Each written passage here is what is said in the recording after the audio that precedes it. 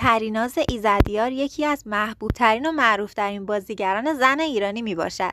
این بازیگر موفق ایرانی در آثاری همچون جیران، متری شیش و نیم، شهرزاد، ابد و یک روز و ملاقات خصوصی ایفای نقش کرده. سلام دوستان، خوش اومدید به کانال ماریا سینما.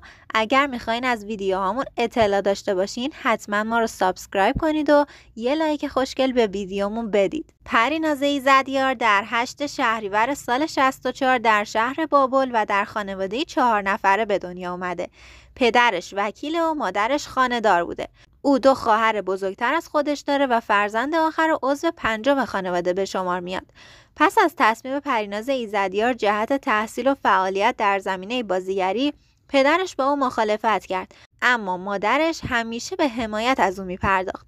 این بازیگر محبوب ایرانی در شمال کشور به دنیا آمده، کودکی خودش رو همونجا گذرونده. بعدها به دلیل شغل پدرش همواره در حال سفر از شهرهای شمالی ایران به تهران بودن و این مسئله تا بزرگسالی او ادامه پیدا کرد. بعد از چند سال هنگامی که خانواده او مانند همیشه قصد بازگشت به شمال کشور رو داشتن، او تصمیم گرفت که همراه با خانواده خود به بابل برنگرده. پریناز ایزدیار در مورد ازدواج میگه که روزی دوست داره ازدواج کنه و مادر شدن رو تجربه کنه. او همچنین میگه که بچه‌ها رو خیلی دوست داره و عقیده داره افرادی که قصد بچه دار شدن ندارن تصمیم بسیار اشتباهی گرفتن و در آینده از تصمیمشون پشیمون میشن. او میگه که به نظرش ازدواج نیاز به پختگی هر دو نفر داره و عقیده‌ای که نسبت به ازدواج داره کمی پیچیده است و هر دو نفر باید به یه اندازه به بلوغ فکری رسیده باشن و قادر باشن مسئولیت‌های زندگی رو به دوش بکشن. پریناز ایزدیار به رژیم غذایی، سلامت جسمانی و تناسب اندام خودش خیلی اهمیت میده. به همین دلیل سعی میکنه از رژیم خاصی پیروی کنه. او طی مصاحبه‌ای بیان کرده که از خوردن غذای فست فودی خیلی لذت میبره، اما به دلیل اینکه اینا برای بدنش ضرر داره خودش رو خیلی کنترل میکنه. پریناز ایزدیار میگه از کارهایی مثل قدم زدن در ساحل و گوش دادن موسیقی خیلی لذت میبرم و بنا به گفته خودش از هر فرصتی برای رفتن به دریا و همچنین خانه پدری خود استفاده میکنم.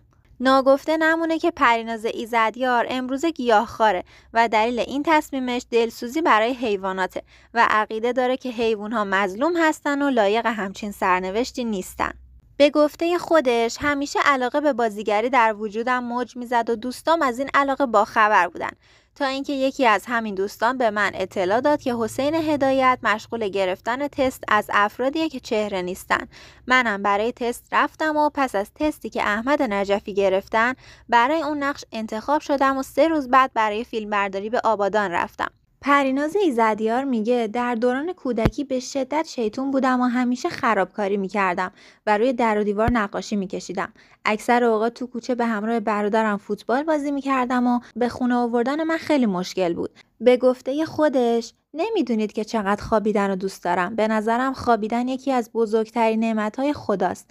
اما متاسفانه وقتی شبا به تخت خواب میرم زمان زیادی طول میکشه تا خوابم ببره. اما اگه در طول روز فعالیت زیاد داشته باشم خسته میشم و شبا بهتر میخوابم. پریناز ایزدیار میگه من به شدت فرد بدغذایی هستم و هر غذایی رو دوست ندارم، مخصوصا غذای دریایی که اصلا نمیخورم و برای جبران کمبودها مجبورم قرص‌های مکمل مصرف کنم. پریناز ایزدیار میگه با اینکه عاشق رشته سینما بودم و در این رشته هم قبول شدم، اما به خاطر مخالفت‌های خانواده به اجبار گرافیک خوندم، اما با این حال مطالعات سینماییم رو اصلا ترک نکردم. قبل از شروع بازیگری زمان دانشجویی در یک سری از شوهای اسلامی به عنوان مدل مانتو و روسری شرکت می‌کردم و بحث مدل بودن او هم از همین شوهای اسلامی بود. همونطور که قبلا گفتم پریناز ایزدیار سال 85 به پیشنهاد یکی از دوستاش در تست فیلم بازی خطرناک حسن هدایت حاضر شد، اما این فیلم هیچگاه مجوز اکران نگرفت تا اینکه بعد از 1.5 سال تمرین با دانشجوهای بازیگری سال 87 برای بازی در تلفیلم همون روز دعوت شد. او بعد از بازی در فیلم بازی خطرناک دوباره در فیلم‌های بسیاری مشغول به کار شد، اما آغاز موفقیت و شناسایی او مربوط به حضورش در سریال 5 کیلومتر تا بهشت میباشد. 5 کیلومتر تا بهشت اولین سریال او بود و در ماه رمضان سال 90 پخش میشد و موفقیت‌های زیادی رو برای این شخص به همراه داشت. سال 89 با فیلم اینجا بدون من وارد سینما شد. سپس همین سال با سریال شاید برای شما هم اتفاق بیفتد بازی در تلویزیون را تجربه کرد و همونطور که گفتم با سریال 5 کیلومتر تا بهشت در سال 90 شناخته شد. همچنین از سال 93 تا سال 97 با سریال شبکه خانگی شهرزاد در نقش شیرین دیوانسالار بازی بسیار موفق و تحسین شده ای را از خود به جای گذاشت. پریناز ایزدیار بعد از 5 کیلومتر تا بهشت با ایفای نقش ارغوان در سریال زمانه به اوج موفقیت و شهرت خود رسید. پس از سریال زمانه ایزدیار تونست پله‌های موفقیت رو به سرعت طی کنه و همونطور که گفتم چند سال بعد در سریال شهرزاد بسیار درخشید.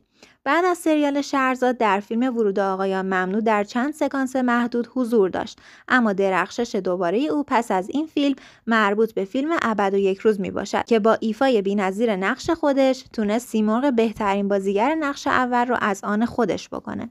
پریناز ایزدیار میگه قبول دارم که تلویزیون خیلی زیاد به دیده شدنم کمک کرد، اما منم خیلی برای اون وقت گذاشتم. اما اینکه خودشون من رو دعوت کنن و خودشون هم مانع حضور من بشن رفتار بدیه.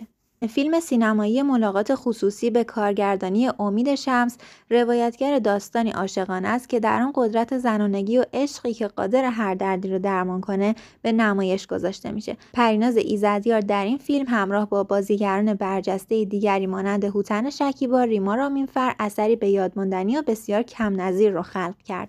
بارها شایعه ازدواجش با هوتن شکیبا و قبلتر هم با نوید محمدزاده پخش شد، اما اینها فقط شایعه بود و صحت نداشت.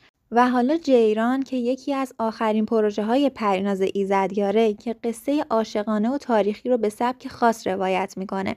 جیران یک مجموعه نمایش خانگی به کارگردانی حسن فتحی بود. پریناز ایزدیار به همراه مریلا زارعی، بهرام رادان، امیر جعفری در اون به ایفای نقش پرداخته.